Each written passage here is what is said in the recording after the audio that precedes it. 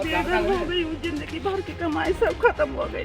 के लिए आवाज़ उठाई जा रही थी, लेकिन पिछले 2 महीने 2.5 महीने से जो गति है ये बहुत तेज बढ़ गई है। अगर सरकार की तरफ से कोई कार्रवाई हुई होती है, सरकार ने कोई उत्तर दिया होता, पिछले 14 महीने में कोई कार्रवाई की।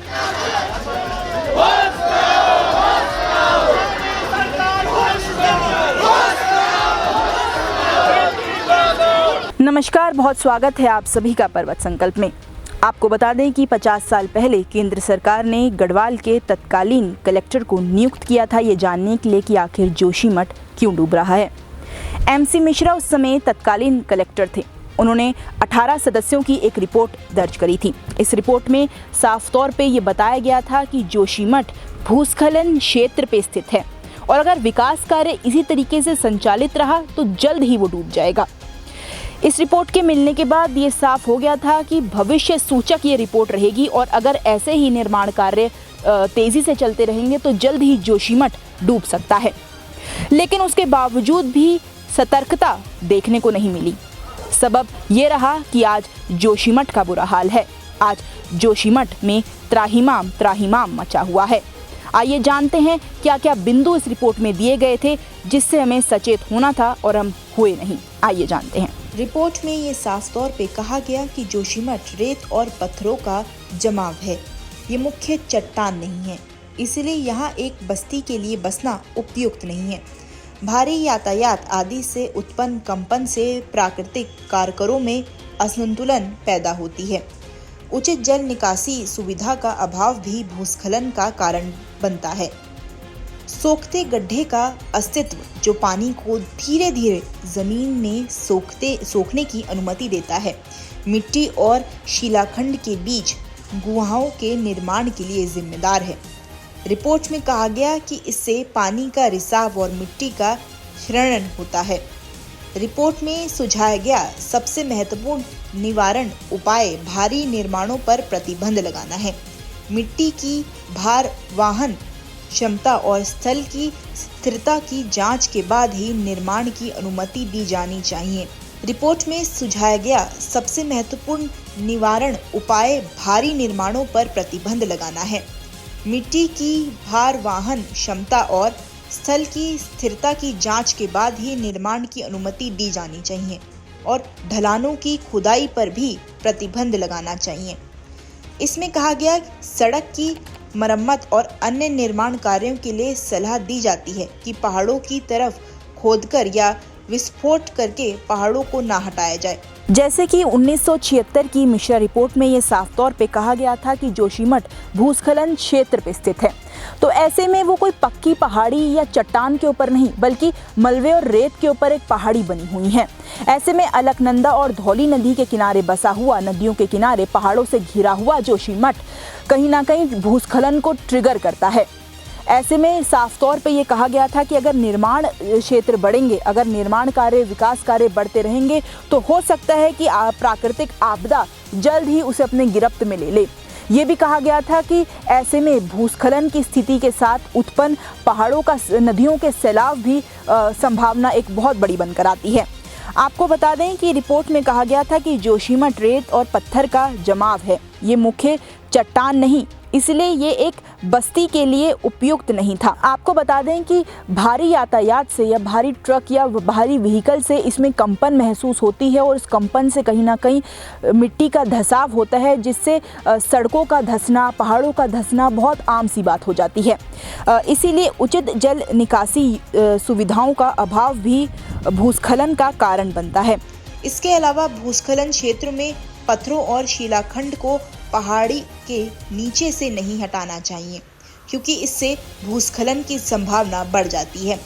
ढलानों में जो दरार बन गई हैं उन्हें सील कर दिया जाए। भूस्खलन क्षेत्र में पेड़ों को काटने के खिलाफ भी सलाह दी गई और कहा गया कि मिट्टी और जल संसाधनों के संरक्षण के लिए विशेष रूप से मारवाड़ी और जोशीमठ के बीच क्षेत्र में व्यापक वृक्षारोपण कार्य किया जाना चाहिए। इसमें कहा गया कि इमारती लकड़ी और जलाऊ लकड़ी के साथ बस्ती की आपूर्ति के लिए पेड़ों को काटने को कड़ाई से विनियमित किया जाना चाहिए। यह अनिवार्य था कि स्थानीय लोगों को ईंधन के वैकल्पिक स्रोत प्रदान किए जाएं। ढलानों पर कृषि से बचना चाहिए, सड़कों को पक्का किया जाना चाहिए।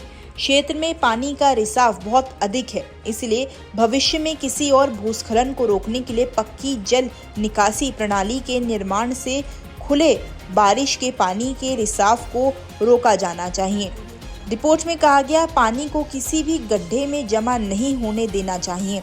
इससे सुरक्षित क्षेत्रों में ले जाने के लिए नालियों का निर्माण किया जाना चाहिए।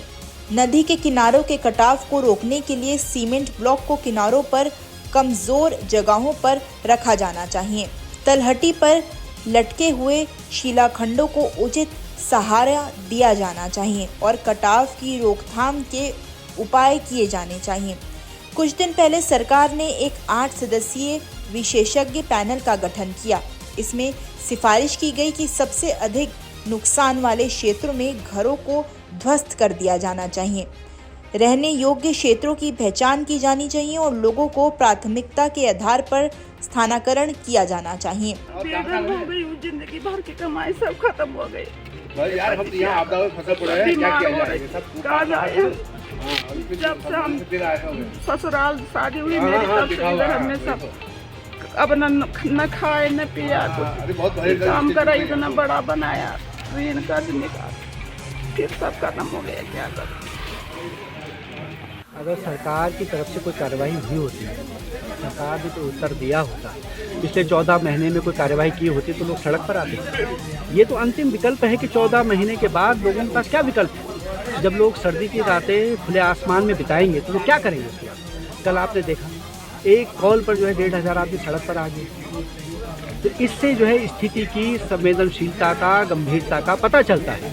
पिछले 2 वर्षों से जो भूदशाओं की स्थितियाँ थी वो निरंतर बढ़ती हुई आ रही थी, लेकिन उसमें कुछ एक न्यून सी बढ़ोतरी हो रही थी और लोग इसको नज़रअंदाज करते हुए अपने बातों को तहसील प्रशासन तक और नगर पालिका स्तर तक पहुंचा रहे थे। लेकिन पिछले कुछ दिनों में देखने में आया कि बहुत ही तीव्र गति से ये दशाओं की स्थिति बढ़ी है। लोगों के घर टूटने लगे हैं, लोग घरों में सुरक्षित नहीं रह पा रहे हैं। तो उसको देखते हुए जोशीमठ बचाओ संघर्ष समिति, जो पहले से भी इस भूदशाओं के संदर्भ में पहले भी आंदोलन कर चुकी है।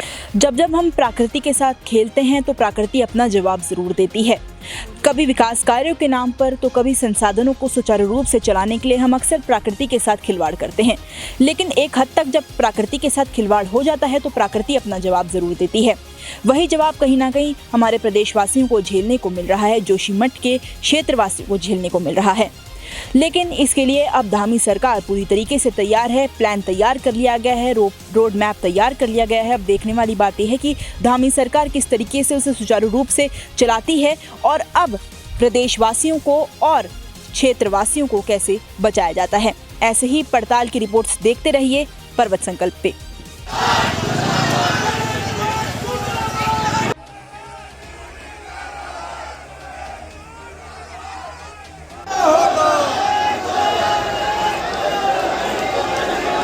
पर्वत संकल्प न्यूज, अब हर खबर आप तक।